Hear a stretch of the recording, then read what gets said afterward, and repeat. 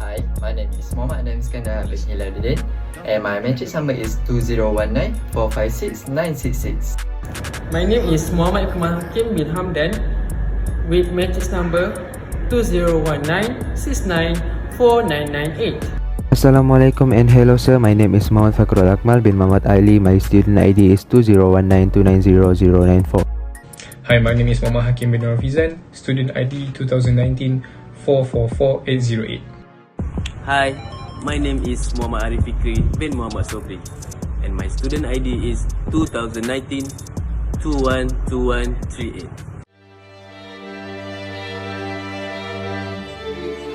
Malaysia's poverty rate at 15%, much higher than the official figure of 0.4%. Which means the government expects urban family of 4 surviving on less than $2 a day, and that is impossible. Ia telah mengenal pasti kira-kira 30,000 daripada 1.8 juta penduduk Kuala Lumpur tergolong dalam kategori di bawah paras kemiskinan bandar. Terkini menunjukkan jumlah penduduk miskin dan miskin tegar di Kuala Lumpur meningkat kepada 10,200 keluarga.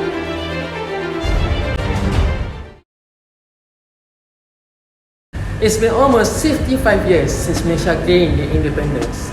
Malaysia has significantly diversified its economy from one that was initially based on agriculture and commodities to one that now hosts substantial manufacturing and service sectors, propelling the country to become a prominent supplier of electrical appliances, parts and components. Since the COVID-19 virus pandemic happened, Malaysia has been struck with a major economic impact that really affects not only Malaysia's economy but also every household in this country. Despite the slightly increased GDP growth in Malaysia's current economy, Malaysia has raised its poverty line by more than 100%. Professor Yeh Kim Lang from Sunway University Business School stated that poverty rates are predicted to rise as a result of the pandemic-induced economic downturn. Aside from an increase in unemployment, the self-employed, small and medium-sized businesses and lower-wage employees were predicted to bear a bigger negative impact. When Malaysia's Department of Statistics declared on July 10 it had modified the country's poverty line income from RM980 to RM2,280, people said the news was gladly received. Past the immediate effect of the infection, numerous nations are battling with drastically expanded degrees of destitution, food uncertainty, and practically zero arrangement for how to push ahead. Families have been vigorously affected by COVID-19. They can't depend on their day-by-day method for money, hold no reserve funds, and have been impacted by boundless cutbacks and neglected leave. This has brought about a gauge of 5.6% of families falling under the outright neediness rate. At the miniature level, the lowest pay permitted by law, presently at RM1,200, would need to be amended upwards to mirror the new destitution line.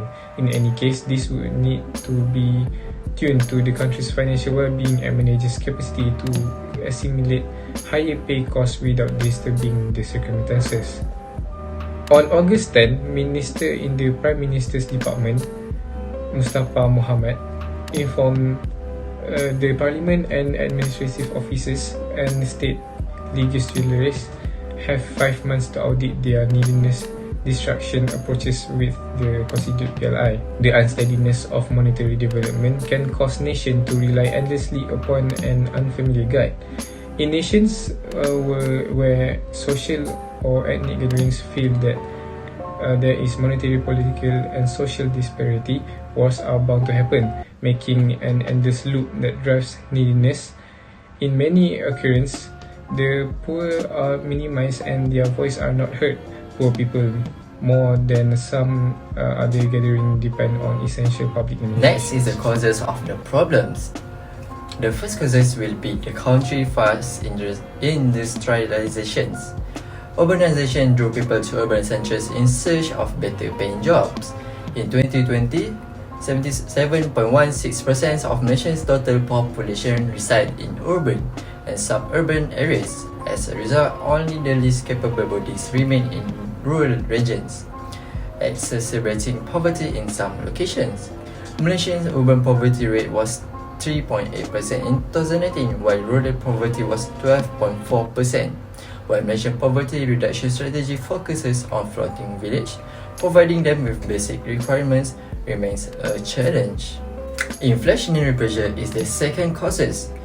Due to reasons such as urbanization, rising imported inflation, a weak exchange rate, and interest rate increase, inflation pressure have contributed to an increase in the general price level.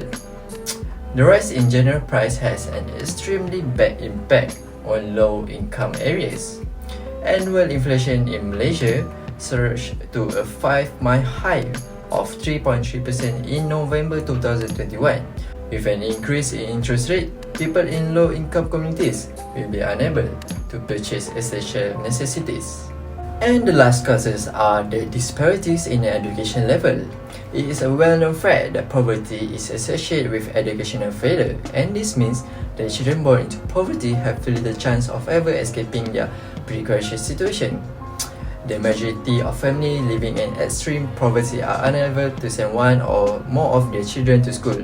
There is a high association objectively proved between the amount of education and the salary paid to employees in the majority of society.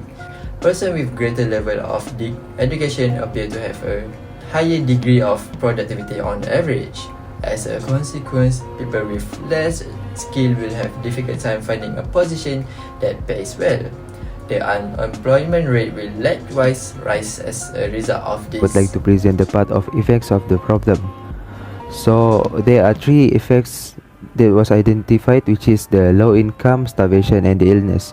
So we move on to the first effect, which is the low income. Low income is the situation where the household has an income below the poverty income line, which make them was unable to fulfill their needs, their essential needs. Based on the article, according to the data of Bank Negara Malaysia, the amount of household who has low income is increased up to 441 household in 2019, where among of these, the single, the childless couple, and couple with 2 children has the income of RM 2,700, RM 4,500, and RM 6,500 respectively. Other than that, the second effect was the starvation that was caused by the unable to fulfill needs of foods and drink. As what have been identified in the article, the household were only able to buy foods and drink to help them to continue their life, and for certain people, the amount of foods and drink that they will receive is not enough for them. They also need to tighten their belt, as because the increase of foods and drinks in the market make them have to plan their budget on buying their foods. Due to this, it will cause the household to feel starved and can easily make them get a disease by the malnutrition that caused from lacks of foods and drink. And last but not least, was the third effect was the illness. This is the situation where the household get a disease towards their body or their mind that was caused by the malnutrition, or they didn't get better medical treatment, as because they facing poverty, which is make them not have enough budget to buy food and drink or to get medical treatment. Solution for the problem current economic Malaysia. First, Tan Sri Anwar Musa cited efforts to create suitable policies and programs under the 12 Malaysian plans, as well as the yearly budget to be tabled following the modification of the poverty line income level from 918 to 2,208. He stated that the government would identify persons from low-income households who were actually eligible for assistance. The second is educate and essentially lift the level of education among the poor children in the school, and literally teach them business practice that can really help them gain a higher income job and possibly particularly run a company. And also, with education, we can to be able to enhance their own economy using what they learn so far and to think outside the box. There are some good solutions for economy in Malaysia.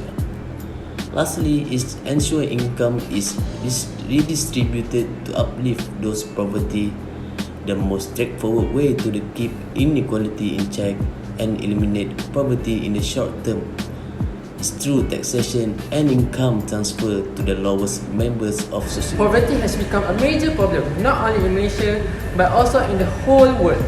Despite the fact that various organizations have been formed to discover a solution to this problem, no one has been able to entirely free our globe from poverty. When we analyze facts on poverty, the most common truth that we may notice is that poverty is particularly prevalent in developing countries. In conclusion, the Malaysian government implement those measures from 1970 to 2010 in order to reduce poverty in our country. Through all the measures enacted by the Malaysian government, as well as the participation of the private sector, they have certainly tried to minimize the incidence of poverty through a lot of effort.